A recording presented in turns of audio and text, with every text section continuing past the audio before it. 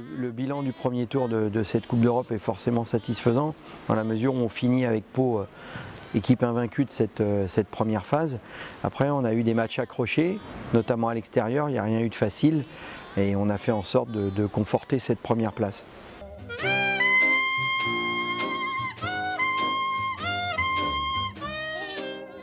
Le groupe du deuxième tour s'annonce difficile, en sachant qu'on a une bonne équipe israélienne, on a Kormen qui est une équipe hongroise qui est première de son championnat, et Minsk qui est une valeur sûre en Biélorussie qui est la meilleure équipe. Donc on s'attend à des matchs accrochés, d'autant plus que le calendrier fin décembre avec les journées de Noël, beaucoup de journées en Pro A et l'enchaînement des matchs risque d'être extrêmement compliqué. Donc un peu d'inquiétude par rapport à l'enchaînement des matchs en cette fin d'année et ce début d'année 2017.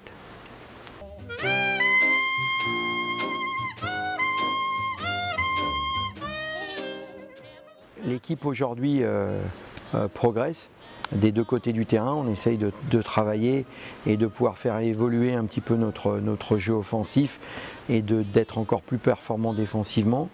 Les joueurs mettent beaucoup de bonne volonté. Avec la répétition des matchs, on a un peu moins de temps de travailler les détails et de mettre des entraînements de qualité entre les deux matchs. Donc on mise plutôt sur la récupération et la mise en place.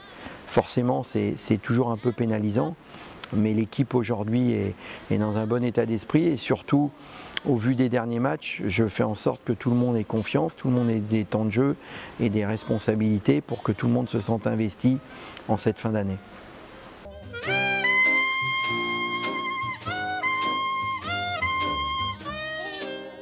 C'est vrai qu'après 9 journées de championnat, se retrouver à 7 victoires et 2 défaites, c'est forcément satisfaisant. On espère continuer de se positionner dans cette première partie de tableau, en sachant qu'on le voit comme d'habitude et encore plus que d'habitude, le championnat de Pro A est homogène. Donc chaque match est compliqué, chaque match est difficile.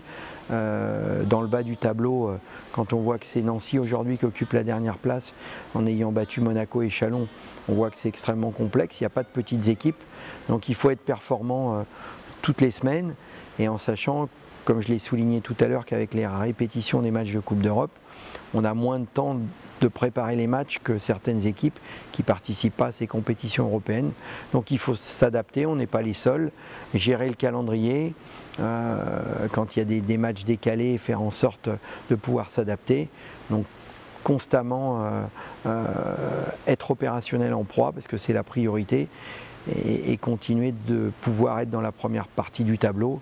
Forcément, c'est toujours extrêmement motivant.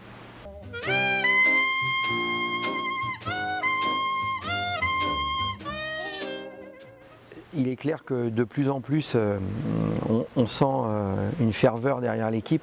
Je le ressens moi par rapport au public, par rapport aux partenaires avec qui je discute après les matchs. C'est vrai que cette équipe-là, de par ce qu'elle véhicule et de par ce qu'elle essaye de faire sur le terrain, a une cote d'amour qui me paraît importante auprès de nos supporters, et tant mieux, parce qu'on a besoin d'eux. Il y aura des périodes certainement un petit peu moins positives dans la saison. Et c'est vrai que cette équipe, je trouve, s'identifie bien à la philosophie du club, à ce que nos supporters aiment. Donc on va continuer d'essayer de leur donner du plaisir pour qu'ils reviennent souvent et que, pourquoi pas, il y en ait qui rejoignent et qu'on soit de plus en plus nombreux.